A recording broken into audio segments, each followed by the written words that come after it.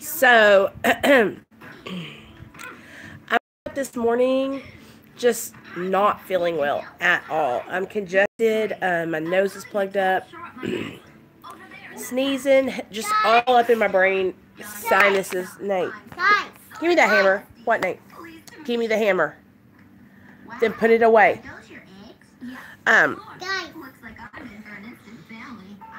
There's a snake at our house today. Be careful with that. If it hits you in the eye, it'll take your eye out. Put it down, away from your face. Do it like this. Hey guys, no, I don't want it near your face. Good morning, Scottish. Good morning, Max. I am feeling like shit, y'all. Don't do that, son. I'm serious. You will break your nose, and then you're gonna wish you hadn't done it. Okay. So, I feel like crap, but Give me something else to put. Give me something else to put. Alexander Pledre, we're not putting stuff down the holes. This child has found snake holes. They're mouse holes out in the backyard. They have to be field mouse holes. Field mice holes. And he keeps sticking things down the holes outside, you guys. Like anything he can find, he'll stick down the hole. Thanks, Scottish. So, Lord. I hate, listen to me, no tea, no shade, y'all, but the holidays when you are, Gizmo,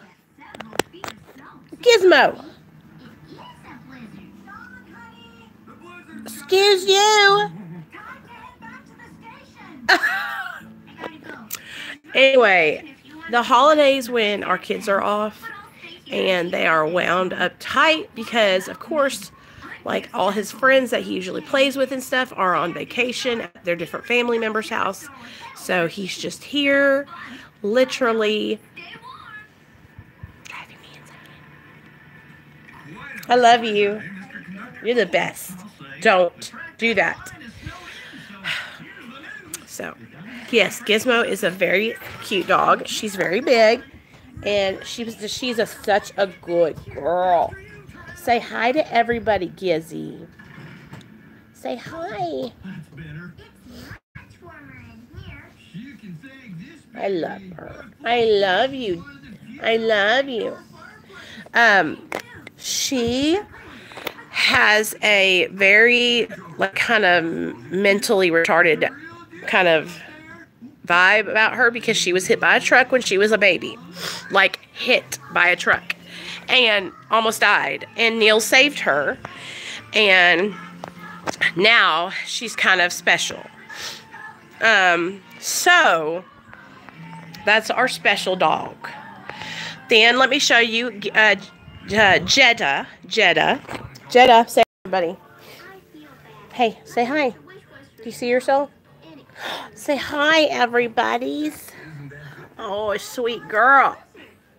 Are you showing them how beautiful you are? Are you showing them how fine you are? That's Jeddah. Where's Naka Naka? I don't know where Paco's at. I call him Paka Naka. Yeah, she does. That's what she's half whatever that bloodhound kind of dog, blue tick and bloodhound or something like that. Neil actually had these dogs when I met him, y'all. And he had 4 dogs when I met him. One passed away, and then I brought Paco into the scene. So, and here's Onyx. Onyx, stop. Onyx, sit. Oh, never mind. Say hi to everybody. Onyx. Onyx. Good boy. Good boy. Say hi to everybody. Say hi. Say hi. Say hi to everybody. Say hi, guys. Okay, so sorry about that. That's just a little introduction to the dogs. Here, Onyx. Up. Good boy. Here, Gizmo. Up. Good girl. Okay, so I wanted to talk to you guys about being grateful even when we feel like we don't have anything to be grateful for. Even when we don't feel like being grateful. Even when we're freaking having a horrible day. even when we're agitated, if we can just, literally, this is the whole thing, y'all. If we can trick our brains into, girl, Jamie, this is not my house. This is my mother-in-law's house. She rents it out to us. Don't get it twisted, girl. If me and Neil, listen to me, if me and Neil had to get our own place, y'all, we would be living in the hood.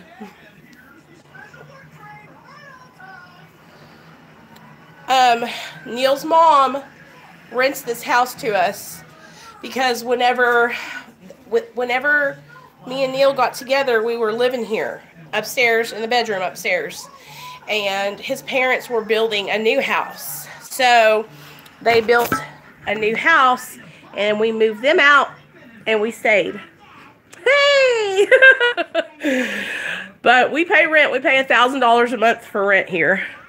So this is our little front room right here. It's kind of like just a front extra living room. I don't know why it's there. And then we have our living room right here. And then you go over here and we got the kitchen.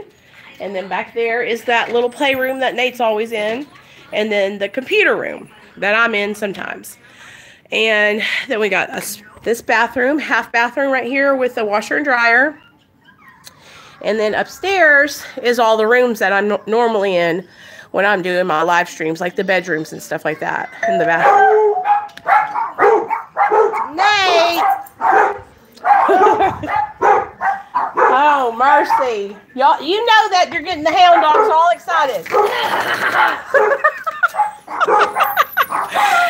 Look, they think somebody's there, Nate. Tell them nobody's there. Nobody's there, guys. Look at the whole crew down here. Look at the whole crew. Nobody's there. Hey, hey, hey. Gizmo, baby girl. There's nobody there, baby. Paco, what you gonna do? What you gonna do, Paco? What you gonna do?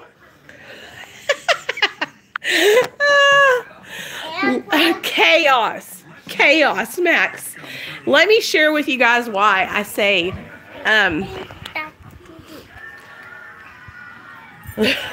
let me say, but listen to me, okay? Thank you guys. I know that I'm very fortunate to have this home to live here in. Like, I realize that. Can you put on Chase's daddy playing some games? I sure can. Chase's Corner? Or Butsy Baby, whatever it's called. Put on Chase's Corner playing video games. Okay. Will you get off me, please, son? I feel sweaty and nasty because Mommy has a fever. So, let me give y'all, since we're talking, y'all are getting to know me. It's kind of like a get to know me thing. And then I'll kind of like, I'll go into great gratitude. Well, damn, Gizmo. Again? You gotta quit jumping up here, girl. Again. This couch ain't yours. These dogs don't have, excuse me. Sorry, guys. These dogs don't have no sense. And these kids. These kids and these dogs don't have no sense. Okay, sweetheart, I'm going to let you choose whatever you want to watch. You know how to do it. Okay. So, I'm going to tell you guys how we got here and all that kind of stuff. And then I'm going to bitch a little bit. And then you guys can understand where I'm coming from. It is an event every time somebody comes to the door.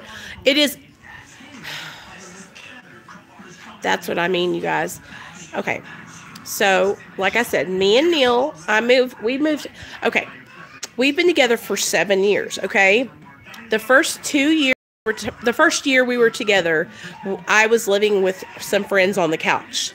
Then the second year we were together, somehow halfway through that year, Neil talked his parents into letting me stay the night almost every night. Now, don't get me wrong. I had that one bedroom efficiency. Remember that I told you guys about?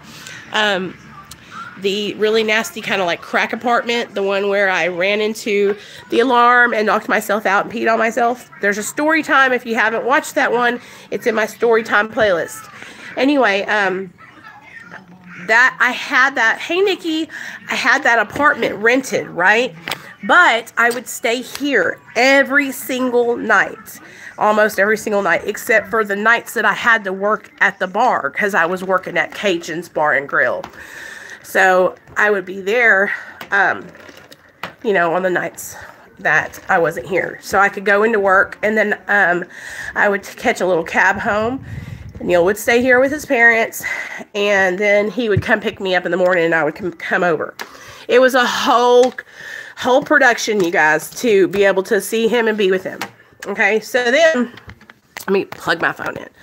Yeah, I'm back on the floor in my bedroom now. So we were living here. It was like two years into our relationship.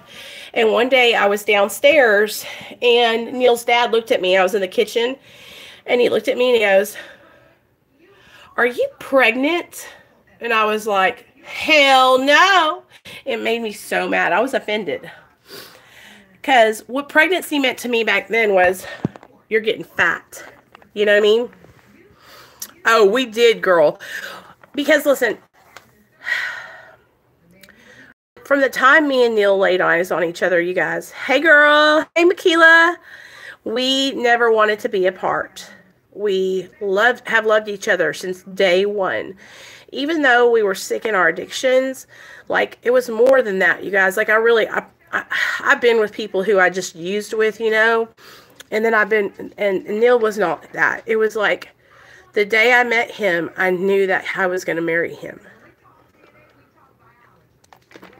It makes me want to cry thinking about it, because he was, like, for real, I was strung out, you guys. I was strung out on meth, and I was strung out bad. And he was the only man that ever treated me like I wasn't a junkie. And I think it's because he understood where I was coming from, you know. And he actually opened the car door for me. He actually paid for things for me. He actually took care of me and tried to pursue me. I remember, like, 2 weeks into us dating, I was like, "You're crazy. I can't handle this. I gotta let you go." And I told him not to come over. And I remember that night I was sleeping, and I wasn't with anybody else, you guys. Like, I was laying on my couch, because that was my room. Because I couch surfed. That's how I lived. I slept on people's couches. I told him, I said, you know, I just want to have a girls' night. I just want to be alone. And so that night at midnight, all of a sudden I hear a knock at the door. And I look out the peephole, and it's Neil's redheaded ass standing in front of the peephole with his dog in his hand, that little black and white dog. And he's like, "Hey." And I said, "Neil, what do you want? You cannot come in." And I let him in. And I said, "Listen, nobody's here," because he thought I was cheating on him. And so he left. And then the next morning I woke up, there was a dozen roses out there and a letter and all this stuff about how, you know, he was in love with me and that he didn't want to not be around me. And after that day, I never, ever left him. Like, I never left him. Then that Christmas came, right? And his parents, his sister, found this treatment center that she wanted him to go to. So their family was so fucked up. They didn't talk to me about it or anything. They just tricked Neil and made him go to this treatment center in Pocahontas, Arkansas. When I tell you guys, this place was like, they were just ripping people off and taking their insurance and shit. Neil went up there, and he was supposed to, it was a 6-month program. And they thought, oh, we'll get Neil up here, and then he'll forget about Nicole, and we'll get rid of her. And I had nowhere to go. So I called my parents, and I was like, will you please let me come sleep on the couch there until Neil gets out of treatment? He's going into treatment. We're both trying to get sober, blah, blah, blah, blah, blah, right? My parents let me come back there. It was literally for a week, you guys. And, of course, I came down there with Neil's methadone, a whole prescription of methadone. I stayed high the whole time I was there. I sold them when I was there. I did all kinds of crazy shit. I took all the money me and Neil had. Hey, Christy.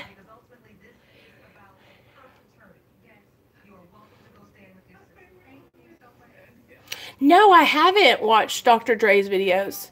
Huh, I'll have to look at her. They did it without talking to me because they were trying to get me out of Neil's life. Like, I'm telling you guys, this is all going to work up to where we are today. When I met Neil, his parents were like in this mindset that like Neil was a perfect angel and that I was this person who was making him addicted. Okay. And Neil was a drug addict when I met him. Like, he was an IV drug user when I met him. But his family thought that I somehow was this bad influence, when when all actuality, you know, we were both the same, basically. So his family didn't tell me that it was a 6-month program. So I was like, well, I felt bad because I didn't want to stay in their house, you know, without Neil. And so I left and stayed with my parents. But Neil had already added me onto his bank account. He actually added me to his bank account 2 weeks after we met. So I had all his funds. He told me, like, you're in charge. And his family was pissed because I don't think they understood how serious our relationship was. They thought that I was just some hoe or something, you know? Ow, son. There you go. They thought I was just some fly-by-night hoochie mama, right? But I wasn't. What keeps happening?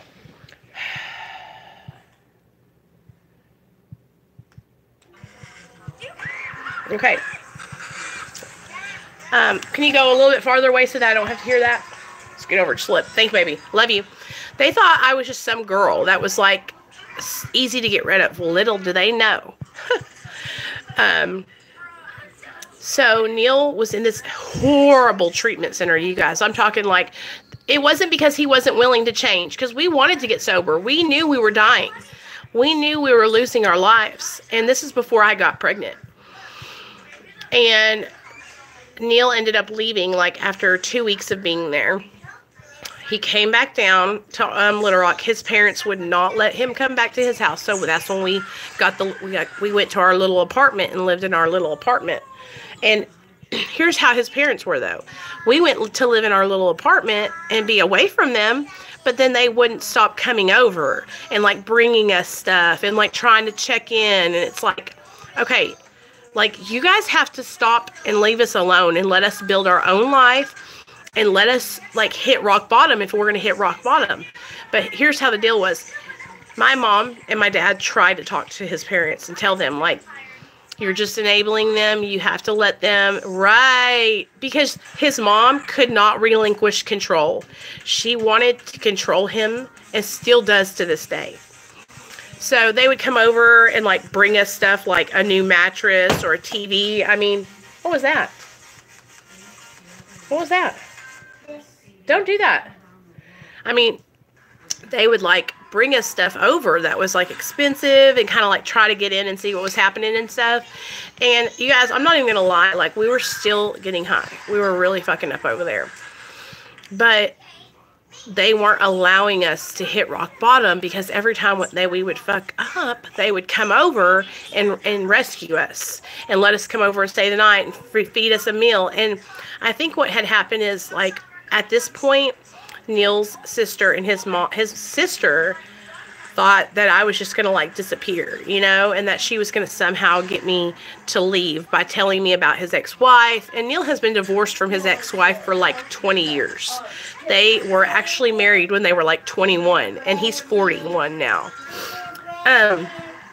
So they thought I would go, you know. No, I knew I had a good thing. I wouldn't let him go nowhere. So,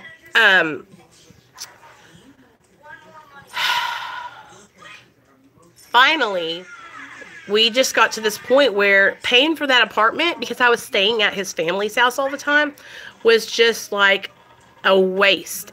And it was a waste for him. And so his parents didn't give, real talk, you guys, his parents didn't give a flying shit about me, okay? If I had fell over dead, they wouldn't have cared, you know, but they wanted their son. in their house. So they let me come in with him because he wasn't going to come unless I did. Which, you know what? When I think back to it, Neil was a fucking true-ass dude, man. I was like, hell yeah, don't leave me behind. So we moved up in the bedroom up here. Of course, you guys, I worked a job. I wasn't freeloading. Like, I was trying to pay rent. I was trying to do what was right, but I was also battling an addiction, and so was Neil. You know, we were trying to do what was right. Then it just got to the point where our addiction was so out of control that we both didn't have a job. His dad was just giving us money so we could go get high. And that was the last part of my addiction, was his family was enabling us to kill ourselves. And I don't think they realized it. You know what I mean? Like, his dad passed away. And so I'm not talking shit about his dad. Like, Neil's dad was our biggest cheerleader. He came around eventually and he was like, you know, I know Neil loves you so much.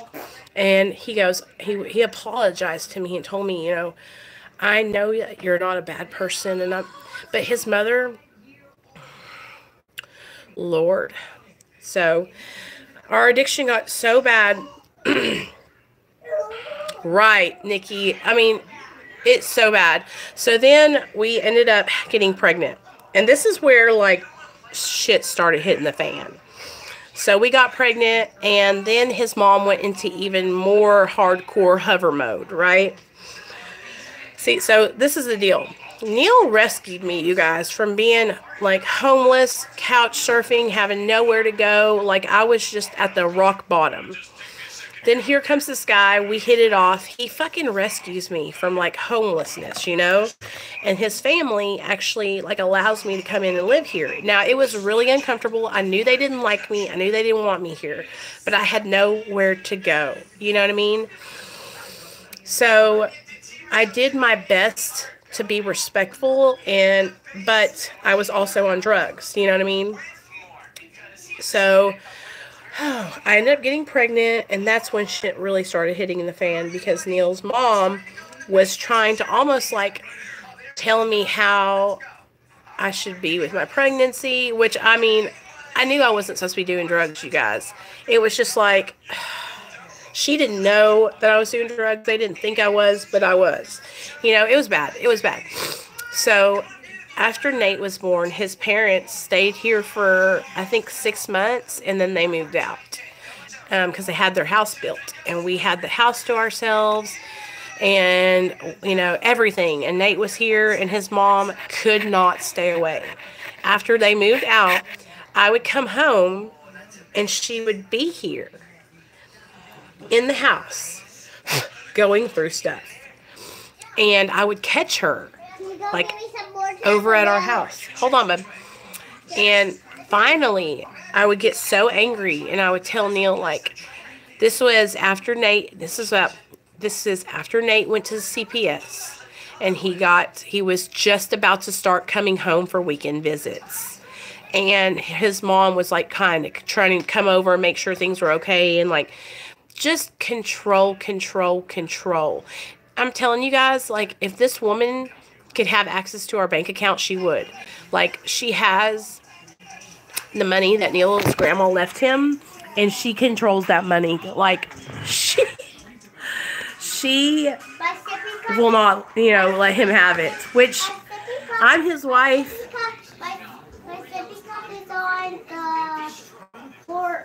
Okay. I'm talking about my mother-in-law.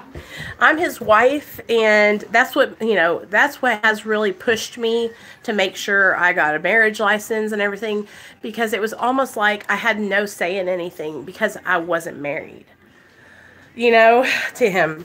And his mom even sometimes, like, acts like I'm still just his girlfriend. Like, me and Neil, we work in the same grocery store sometimes, so I'll see him at work sometimes, and she's like, now don't be bothering him at work. And I'm like, that's my husband. What do you mean bothering him? That's my husband. So we got this house, and they rented it to us. Now, his dad was renting it to us for $600 a month, which is a steal.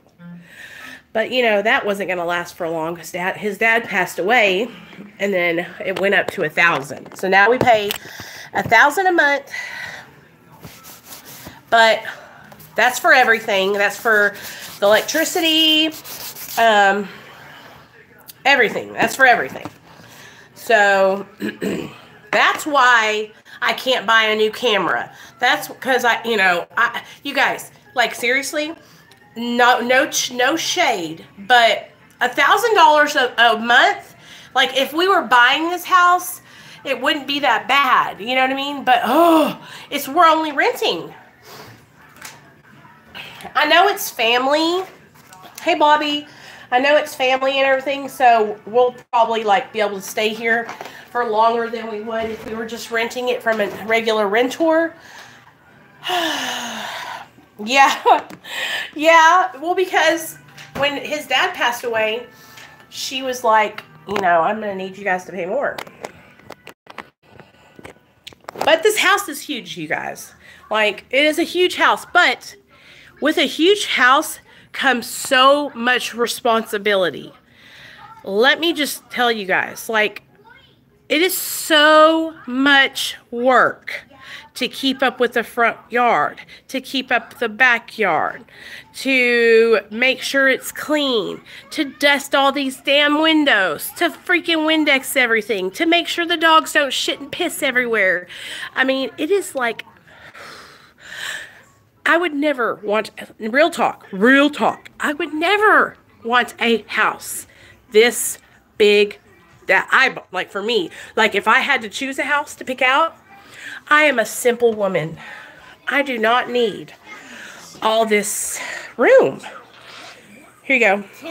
Yes, okay, and the gutters get filled with leaves. It's just, it's such a headache. And this is an older house. It was built in the 70s. His parents built it in the 70s. So there's so much responsibility. Now, am I complaining? Of course not. I know how lucky I am. I know how blessed I am to have a damn roof over my head, because I've been there where I didn't have a roof over my head. But at the same time, it's hard because classy bitch. Exactly. But when it's family that owns it, they tend to not come over when stuff goes wrong because it's your family. And so our oven doesn't work. Our windows have been leaking. And I tell his mom right away. Hold on, guys. I got to put my bra on. I tell his mom right away when these things happen. But because she's family, she doesn't, like, jump on it. You know what I mean? So I'm telling you guys, like, it's almost like it's a catch-22 renting from family. But I'm not, like I said, I'm not complaining. I know how blessed I am.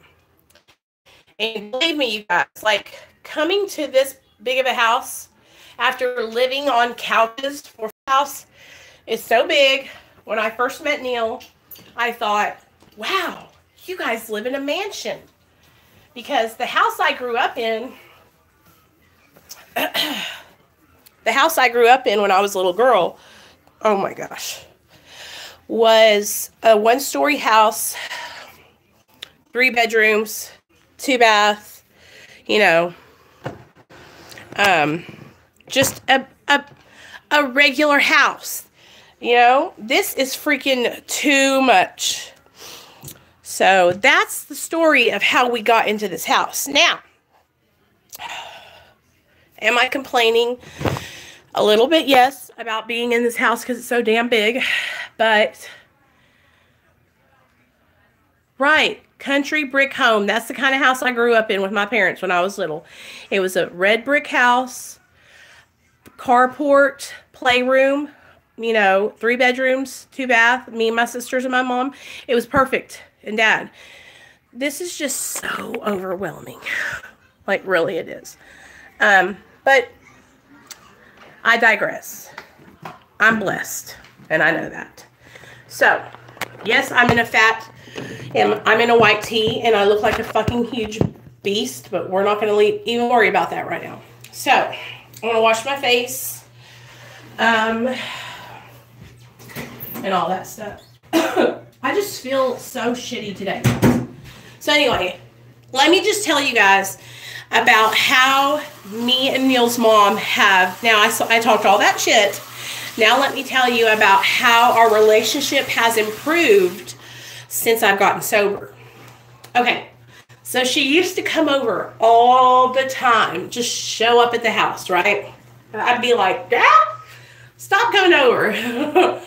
You know, one day I finally just told her, I was like, listen, I love you. I respect you. I know this was your house for many, many years.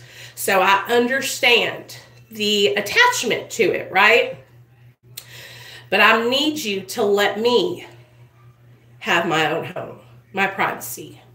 And what I did was I told her, I said, how would you feel if I come over to your house when you weren't there? Sorry, yes, I am cleaning my ears out. Sam, I can understand. And so when I kind of like put it in her perspective, like I said, hey, like look at it from my point of view, right? When I did that, then she started to kind of understand. And it was kind of fucking awesome, you guys, because she actually looked at things from my point of view, which now our relationship is getting so much better. Like I can call Neil's mom and like talk to her about things that are going on. I can, you know, trust her to help us with things. And all of that has been made possible because I'm sober and she trusts me now. You know,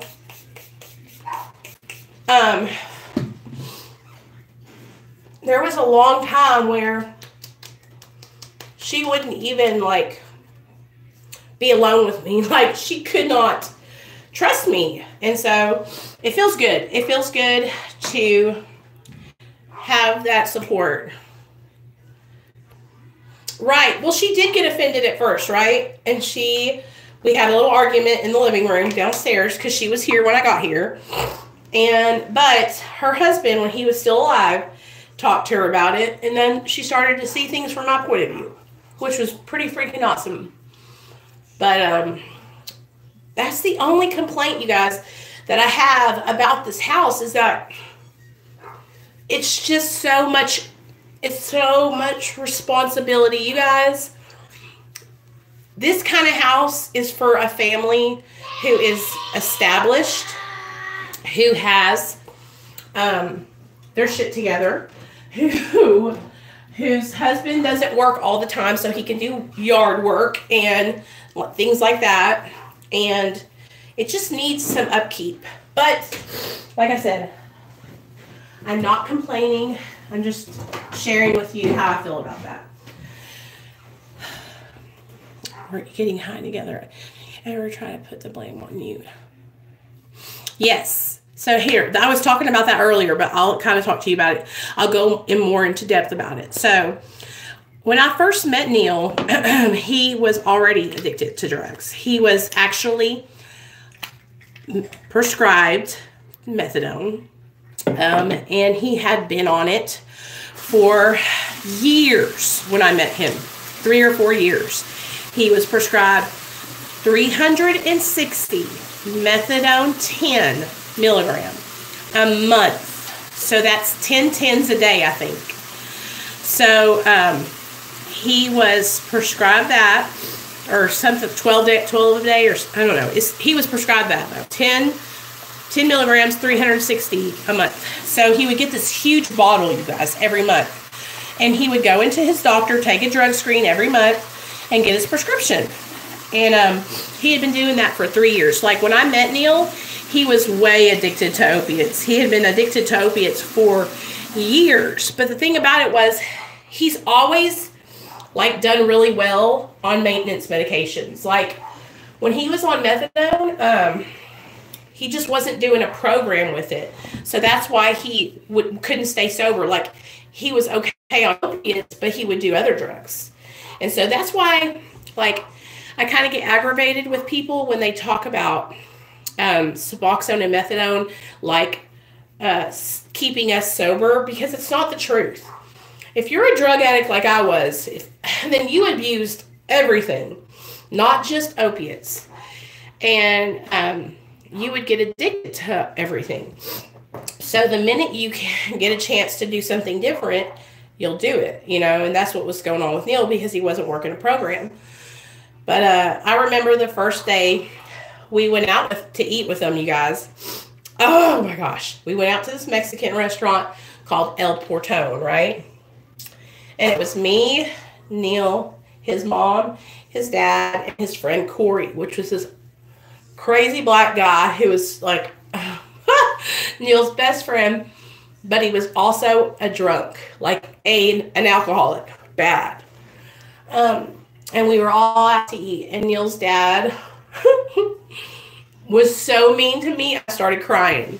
He was like, "What are you doing with my son? Hey, Kay, what are your intentions?" And I was just like, you know, I cried. But his mom was like sneaky. She was on the sly, like being nice to me, right?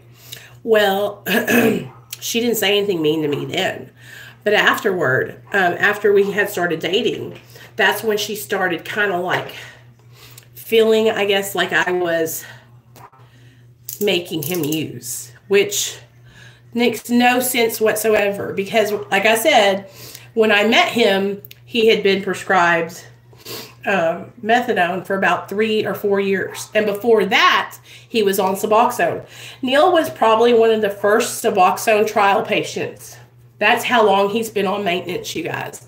He's been on maintenance on and off a long time. I've never been on maintenance before. This is my first time on maintenance medication. I just put concealer on because it's easier and it's lightweight, and I don't like putting on a bunch of foundation. He's on subs now. But he did really, like, when he was taking his methadone before I met him, he took it as prescribed. Even when I met him, at first he did. But I was, you know me, I'm like, hey, hook me up. But that's what his family did, was they tricked him into going to this 6-month-long rehab and basically tried to get rid of me, because they thought, okay, he'll go into rehab and then Nicole will just back off. But it didn't happen. Look at us now. But it was a fight, you guys, for us to stay together, because you understand, like, Neil had been addicted to drugs for a long time, and he had been dragging his parents through his addiction with him for years. Okay, and so when they were looking for any excuse, any person to blame it on, you know, because they were just tired. They couldn't blame it on his ex-wife because she left him. So they weren't together anymore. They couldn't blame it on, you know, the only people they could blame it on, you guys, was themselves and him. And well, that's what happens. So you guys, when we're getting sober and we're in a relationship with somebody else who is using, if our parents aren't healthy and they're also they're codependent on us. Like, my parents weren't. They were like, get the stepping, honey. And my mom started going to Al-Anon right away. So you could tell the difference between my parents and Neil's parents, because my parents weren't bothered. Like, they couldn't be bothered with me. They were like, go kill yourself. Call us back when you're done. You know, we're not enabling you. We're not going to sit here and watch you kill yourself, and we're certainly not going to help you do it. And they put my ass out. That's that boundary that so many parents and loved ones, they can't do it. And it's like, if you will just lay that boundary down, it will be the best thing you ever did. Because what it does is it expedites the process, you guys, of that person hitting rock bottom. Sam, I'm telling you right now, girl, woo! You wouldn't have made it a day in my mom and dad's house. They would have kicked your ass out. But Neil's parents couldn't do that for some reason. They just wouldn't kick him out. I think his dad felt guilty because they somehow felt like he got dealt a bad hand because his wife cheated on him with his best friend. And so he was really messed up after that, Yeah, they really are. And listen, here's the deal, you guys. Like, it's the best thing for the person, It's the best thing is to set those boundaries because, okay, Sam, okay, if you got put out on the streets, wouldn't you would have already gotten sober, because you would be out there on them streets and you wouldn't have no way to get drunk anymore unless you started selling that ass. And then you would probably reach out for help faster. You know what I mean? And y'all, listen to me. There's nothing to be ashamed of. Like, it's not your fault. If your parents enable you, it's not your fault. But I'm going to tell you right now, the parents have got to stop doing that. Parents have got to set boundaries and let the addicted loved one know. I love you. I care about you, but I'm not going to take place in this anymore. I'm not going to be a part of your death. I'm not going to be a part of your demise. And if our parents and loved ones can just do that and set that boundary with us, then it will save our asses, you guys. It will save your ass. Believe that. And listen, you guys, like, I'm just keeping it real with y'all, okay? I wish somebody kept it real with me back in the day. That would have helped me a little. And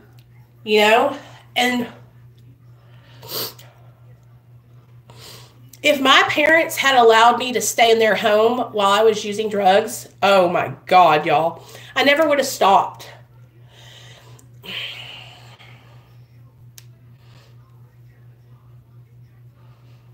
Yeah, so that's the thing, you guys, like, our parents are not our friends. They're supposed to be the people who protect us and teach us and mold us into the people we're going to be today, I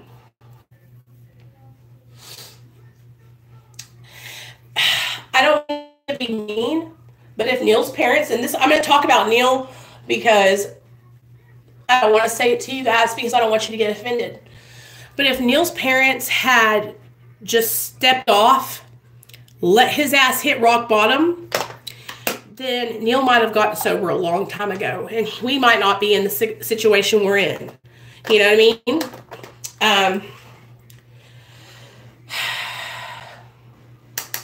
But that's the thing. The the other person who is the enabler, they enjoy it. They get off on it. They need to be needed. I used to be an enabler. That boy that beat my ass for 7 years that I was in a relationship with before Neil, I used to enable him, and I needed it. I needed to feel like I was taking care of somebody. And then what happens is when the sick person that we are enabling, when they get sober, if we don't go out and get help, then we don't know what to do. And then we're lost. What do? I have nobody left to fix.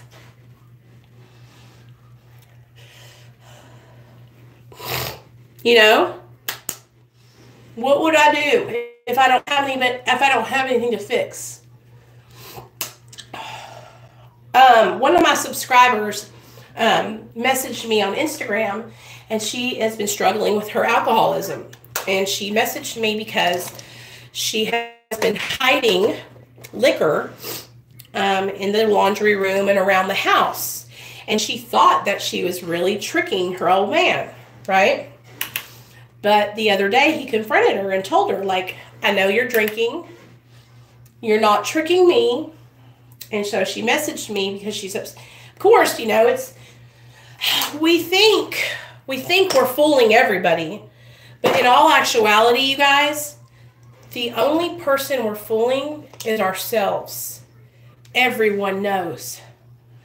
Everyone knows we're drunk. Everyone knows we're high. Everyone knows that our life is falling apart. The only person that we're fooling is ourselves. The only person that we're doing a disservice to is ourselves.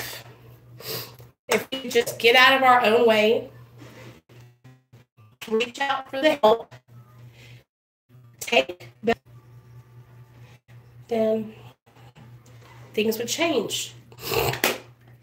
I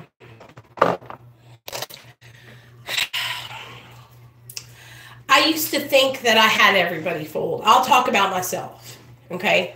Because I think it's easier when I do that with you guys. I used to think that I had everybody fooled. I would go into my job, you guys, after fucking late night benders of just staying up and drinking and using all night. I'm going to do my eyeshadow. I'm just having a good time. Then I'm going to take a shower and wash my body off after I get done with you guys. So I used to go into work, like I said, after being up all weekend long without no sleep. I mean, no sleep. And I would think I had everyone fooled. I would go in there and I would hide in the back and do all the freight and work out all the truck, you know, and then I would come to the front if I had to. Eventually, what happened was I did that enough times and enough noticeable times that I was high that my boss finally approached me and said, listen, I need you to come upstairs. I'm going to drug test you. And this is my old boss from when I was in my addiction. And so, of course, I was high as hell. So I was like, okay, no big deal. Yeah, I can take a drug test. So I got in the car and we drove to the drug testing place. And of course, when I got there, I refused to take the drug screen. But just like I said, we think we have everybody fooled. But the only person that we're fooling is ourselves. And the only person we're hurting is ourselves. And really, what it all balances down to, you guys, real talk. What it all balances down to is whenever you're ready. Are you ready? Are you ready to stop killing yourself? Are you ready to make a change? Are you ready to turn over a new leaf? Yeah, it's going to be scary. But is it going to be worth it? Hell yeah. Yeah, it's going to be uncomfortable. But is that uncomfortable feeling going to last forever? Hell no. Just like the high or the drunk is temporary, so is the withdrawal. And it won't last forever. And then once you get past that, it's only up. And that's how we got to look at it, you guys. Like, it's only up from here once you decide to change your life and get sober. For me, I'm looking at it like this. You know, somebody messaged me last night and they said that they were worried for me. They didn't want me to get off Suboxone because they were scared that I was going to relapse. And this is how I look at this. It is only going up for me. I'm only going up from here, y'all. Don't be afraid of me, okay? Don't be afraid for me because I have a huge support system around me, okay? I have all these people who are rooting for me. I have all these resources for me. You know what I was even thinking about, you guys? If I got to a point where I was just like not being able to feel good and my withdrawal was starting to suck, I even thought, you know what? I'll go into detox and I will check myself in for 5 days. Don't get it twisted. Because when I get off, I want to be able to say, I did it, you know? And I want you guys to know that if I can do it, if a junkie like me can do it, then you guys can do it too. Because here's the deal, you guys. This is what I've been thinking about a lot lately. I've been thinking about how, you know, a lot of people think, oh, well, what if you relapse, you know? And I don't think about that. You know why? Sure, it's in the back of my mind and it's there. I know it can happen, but I don't think about that because this. I want to be sober. I want recovery. I want to be here to help you guys. And I've never wanted that before. I've never wanted to be clean and sober before. And I do now. And I think that's a big difference. I think that's why I stay sober from all the other drugs that I used to take. Because I want to stay sober. And because I'm actively working on changing my life and my recovery. And I'm working on the insides, you guys. I'm working on my anxiety and my depression. I'm working on the secrets that I kept for so long. You know, I'm not keeping secrets anymore. The secrets, they got to go. The secrets are what keep us sick. They keep us trapped inside of our minds, right? And so I'm just letting it all go, you guys. I'm letting all the secrets go. And I'm here to tell you that, like, if I can stay sober from shooting cocaine, methamphetamine, Roxy, alcohol, Xanax, marijuana, crack, if I can stay sober from all of that, then I can stay sober when I get off Suboxone. You know what I mean?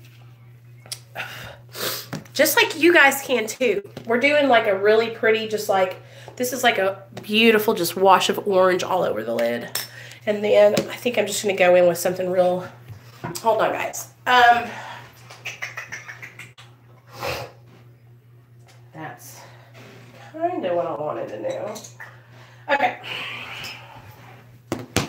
I feel like what happens to a person when they cross over into this like new existence, right? When you cross over into this new, like, it's a new perspective that you want in your life because you're changing, you know, like with me. I didn't used to want to be sober, right?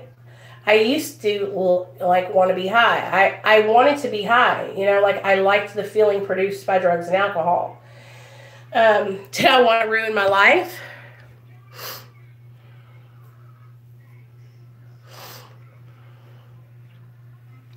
And that's the thing, Christy, I understand what you're saying, but y'all, I promise you, like if I started thinking, oh, I want to get high today, I promise you, like I'll come on here and talk to you guys about it.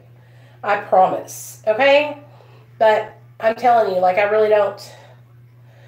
don't think that will happen because here's the deal. I know what drugs and alcohol did to my body. I know what they did to my life. And I don't want to do that anymore. You know? I mean, I don't know how to explain it. I really like warm, but I think I look good in purples too, and those are cool, you know? Anyway, you don't be afraid for me, okay? Don't be afraid, because you know what? Fear is what's keeping me on Suboxone, you guys. Fear that I won't make it. Fear. Now, I've been sober for 3 years. Why am I being afraid? You know? Come on. I can't let fear sit here and keep me chained. I mean, Suboxone has done its due diligence for me. Like, it has helped me so much. But I can't live in fear for the rest of my life to jump off. And neither can you. You know, we can do this. If you're struggling, guys, because you're afraid, understand this. I understand. Man, do I understand. I think that's probably one of the main reasons why I stayed on for so long was because I was afraid to come off. No tea, no shade, okay? But, and listen, I know that it took me a couple of years, though. So the first year and a half I was on Suboxone, or even 2 years, the first 2 years I was on Suboxone, I had to stay on it, you guys. Like, I couldn't jump off. If I did, I don't know what would have happened. The first 2 years were very crucial for me. Those first 2 years were when I was building this support system right here, was when I was building my support system with my recovery friends in real life. It was when I was working the steps with my sponsor. I mean, like, I had to be on it for those 2 years so I could get the foundation that I have today. I couldn't not be on it. I wouldn't have made it. I don't think I would have made it because I just didn't have the knowledge that I had today. Here's the other thing, you guys. Knowledge is power, okay? Knowledge is power. You have to educate yourself about the disease of addiction, all right? If you're an alcoholic, guys, you have to educate yourself about your alcoholism. It's the same as addiction, okay? But I'm telling you, if you're an alcoholic and you don't have the big book of Alcoholics Anonymous, what are you doing? Go and get yourself an AA book and read that shit. Because it talks about you all through that book. Do you know how many stories there are in the AA book that talk about hiding alcohol all over the house? That's totally like a normal thing that a lot of alcoholics do. And just like I said, even addicts, like, we think we got everybody fooled, you know. We think because we didn't go and shoot up over at somebody's house, we just came over high, that we think they don't know, you know. But they know. Just like we think they don't know we're drunk, they know.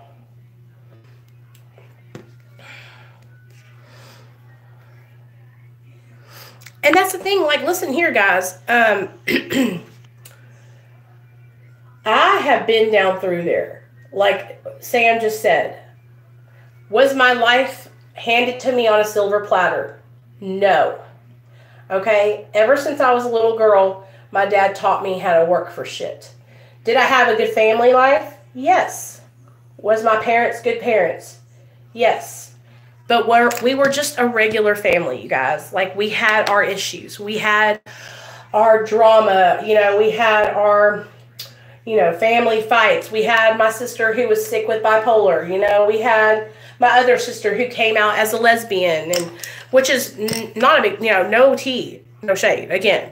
But those things for a family, like, our family was like, didn't know how to handle it because it was all new, right? This purple color is so pretty. So we went through our own, like, troubles, our own trials and tribulations as a family.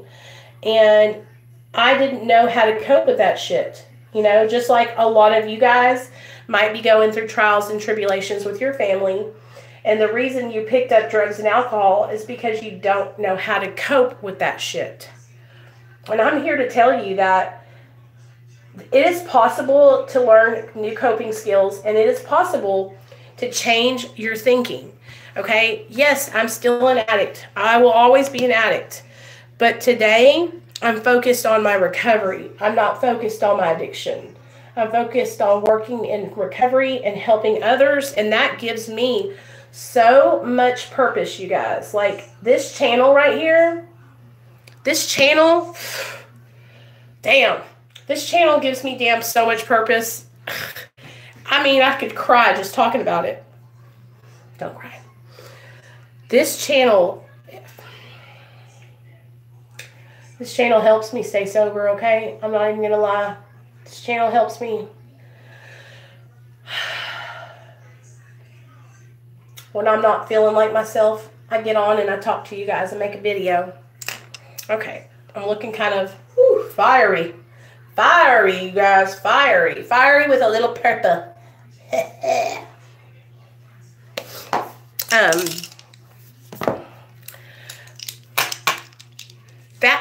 And before, like, really, you guys, I never wanted to be sober before. Like, I can't explain it to you guys enough. Like, I've never in my life really wanted to be sober like I do today. You know what I mean? I never in my life wanted to feel feelings like I do today. Like, I enjoy feeling my feelings, you guys. I enjoy being with my family, you know? Hold on, let me get my eyeliner.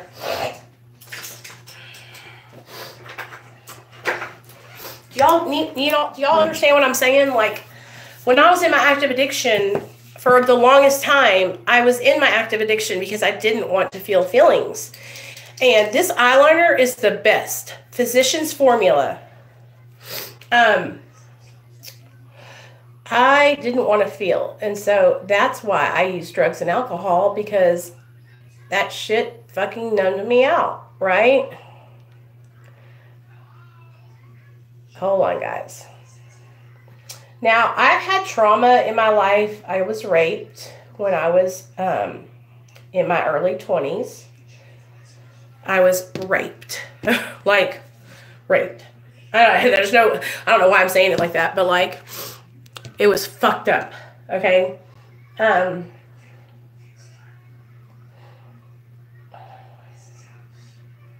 I was touched in my private area when I was a little girl by a guy that was older than me.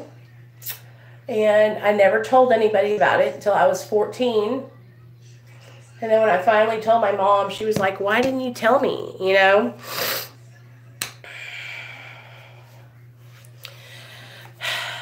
And so a lot of things happened like that kind of fell right in place. And then I found drugs and alcohol at about 17.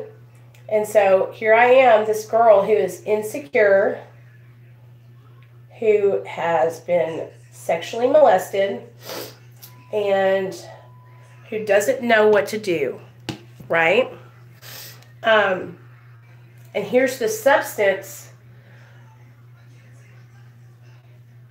that makes me feel like I can handle life, right? That's what drugs and alcohol did for me. They made me feel like I could handle life.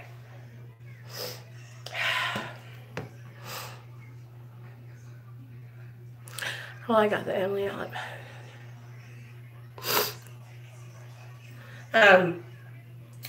When I was in my active addiction, I didn't know that that's what I was doing. I didn't know that I was using drugs and alcohol to cope with life.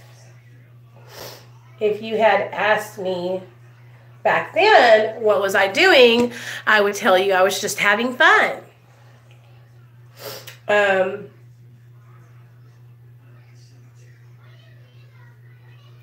But now that I'm older and I understand the disease, now I know that I wasn't just having fun, that I was masking feelings that I didn't understand or know how to cope with. And it has taken me 3 whole years to get to the root of some of those feelings, you guys. Like, I wanted to murder that guy that raped me for so many years. I wanted to call his girlfriend or wife or whoever it is that he has now and tell her all about how her husband raped me. And I wanted to tell his kids and his whole family all about what he did to me. But you know what? I'm at peace with that now. I know that it was not my fault and that I did not deserve to have that happen to me. And that now I can move on. And I can let go. And I can forgive. You know?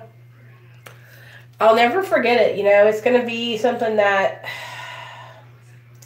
I remember for the rest of my life, unfortunately. But I'm just over it. I'm over letting it control me. I'm over letting those feelings of hatred control me. And because that happened to me, I have got to meet other women who are so strong, who have been through the same thing, and I never would have got to meet those ladies if I hadn't been raped. And I didn't get to tell the story. So it brought me to so many very awesome and amazing women, which, yeah, under the circumstances, I wish it hadn't happened like that, but it did. And I get to meet all kinds of cool people.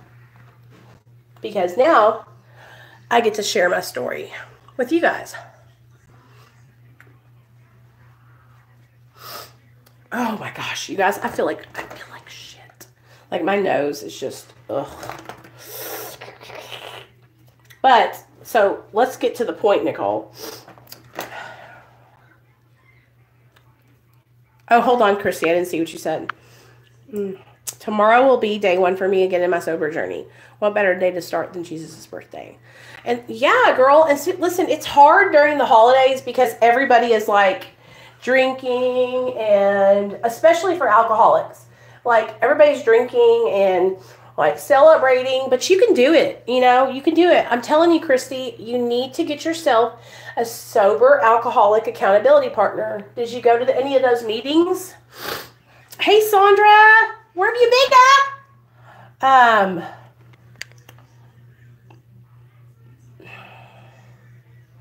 Did you get to any of those meetings? Because those will be so awesome, and you can meet some other ladies there. That was the whole deal behind it, is you'll meet other women that are in the same situation than you, or in a better situation. Hey, baby. How you doing, son? Good. We're just chilling. Mommy's got a head cold. My baby is so good. So that's what the whole point of going to meetings for is, to get that support. Girl, like right now, they're probably having Christmas, a Christmas meeting and like a sober dinner and all kinds of fun stuff in Alcoholics Anonymous, you know, and that's what it's that fellowship that helps you. But I'm going to tell you guys right now, like, oh, my ear, guys. Hey, George.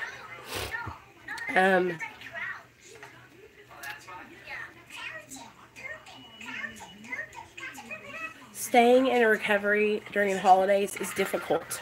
Like, can you guys know what my mind told me today? I wish I could rotate it. Can you guys see me like that? Because I have it plugged in. Tell me if you can see me.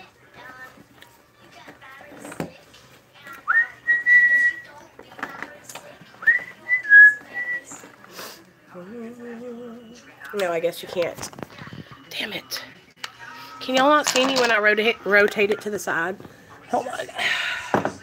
I wish I had a damn tripod.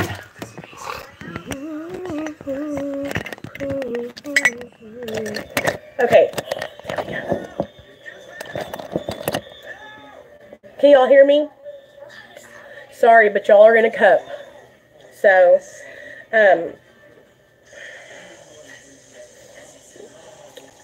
okay, so here's the deal. Yes, I hear you. Okay, good. Oh, my mind told me, like last night I was thinking, I don't know why, you guys. I was watching a Christmas movie, and it came into my mind how nice it would be to have some wine. And I thought, oh God, Nicole, you can't do that.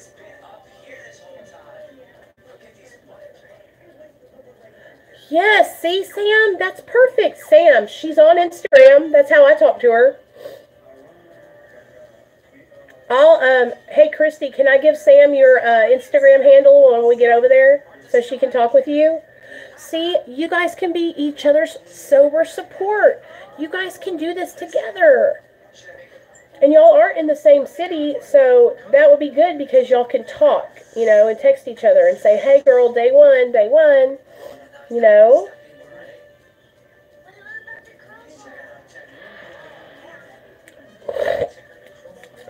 That's cool. So that's a good idea, Sam. Good job. So here's the deal, you guys. Like, during the holidays, my mind even went there. I thought, oh, that would be so nice to just get fucking drunk. You know? But I know if I get drunk, you guys, like, it's going to make me want to do something else. And that's why I can't drink, you know? Because it'll make me want to do other things.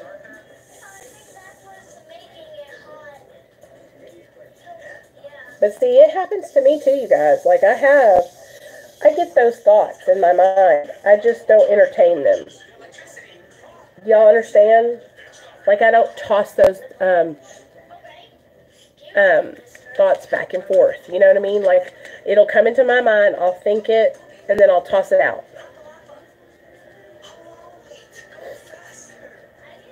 If you guys are struggling with being grateful, I want you to think about right now, look in this chat, and look at everybody that we have here, guys, to support us. And if you don't think you have anything to be grateful for, this right here, this support system, this fellowship of alcoholics and addicts, all in the same place, this is a miracle right here. We are people who normally would not mix. We are people from all over different parts of the world and different addictions. And look at us, different career paths, different everything. And we're all here in one place, getting along, supporting each other. That is what recovery is all about. Really, Max? Wow, that's crazy. I wonder why it does that.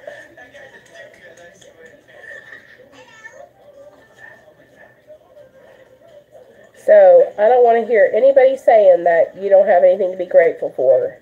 Because you have us, and we have you, and we have each other to stay sober and help each other. You know what I've been noticing? I've noticed with us here on the chat that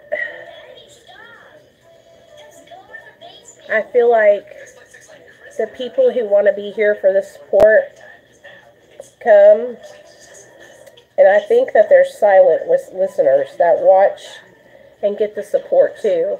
And if you're a silent listener, I just want to tell you that we're grateful that you're here too, and that whenever you feel comfortable and you want to talk, you can. That we are so glad that you're here and that you're in recovery. And even if you're not in recovery, you're just thinking about recovery, we're still glad that you're here. So, ladies and gentlemen, I'm going to let my phone charge, and then we'll be back. I love you guys. What time is it right now? Let me see. It's 12:17. I'll be back here at 3 for another live stream. Today, it's just going to be live stream city. Okay, so 3 o'clock. See y'all back here. It's 12 right now. All right.